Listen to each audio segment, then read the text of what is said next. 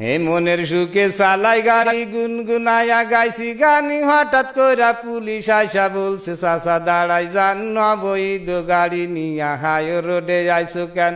বলছি আমি চালাই গাড়ি বাগারপাড়া খাজুরাই, আজকে আমি এই রোডেতে চলে যাইছি বেজুরা।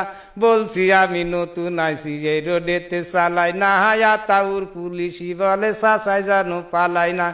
বলছি আমি মিজান স্যার মাফ করে দেন একটা বাড়ি, আমি হলাম বাগারপাড়া ট্রান কোম্পানির ডিএ স্যার। বলছে তখন মাফ করিব টাকা লাগবে 3000।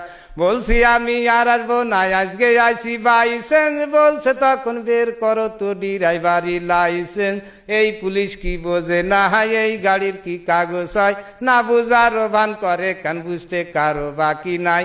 গাড়ির নামে মামলা দিবে আমারে দেখাইছে ভয়, বিষে বিষে না পাইয়া ডিলারকে করেছি ফোন, ডিলার সাহেব ফোন করিয়া পাঠাই দিল আর একজন নেতা গো, তার কোনো কথা তারা নাকি মানবে না। স্বরাষ্ট্রমন্ত্রী আসিলেও গাড়ি নাকি ছাড়বে না। আরে আতাউরে ঝাড়ি বেশি চুপচাপ আছে মিজান স্যার, ভাব দেখিয়া মনে হয় রাষ্ট্রপতি সমান পাওয়ার। বলছে গাড়ি থানায় নেব দেব গাড়ি পুড়ায়ে, দেখিব কোন নেতায় আছে গাড়ি নিবে ছাড়ায়ে। আমি ভাবলাম কাজ হবে না কথা বেশি বাড়ায়ে। বলছি আমি বাড়ি যাব, বাড়ি যাওয়ার কি রাস্তায় উপায় একটা বের করে দেন, করে দেব ব্যবস্থা। সত্য একটা ঘটনা সবার সামনে করলাম প্রকাশ। বলছে তখন ডিলার রে টাকা করিতে বিকাশ। বলছি আমি নাম্বার দেন, আমারে কয় চুপ করেন। নাম্বার একটা দিয়া বলে 2600 টাকা মারেন। টাকা কি আর গাটি আছে, টাকা দেবে ডিলারে। হে মনে মনে চিন্তা করি কি বিপদ হই আল্লাহ রে।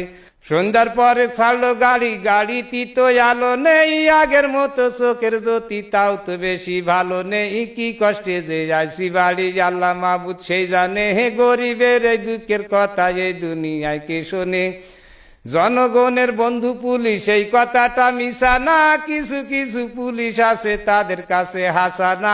একদিন কিন্তু মাটির নিচে সবার হবে বিছানা।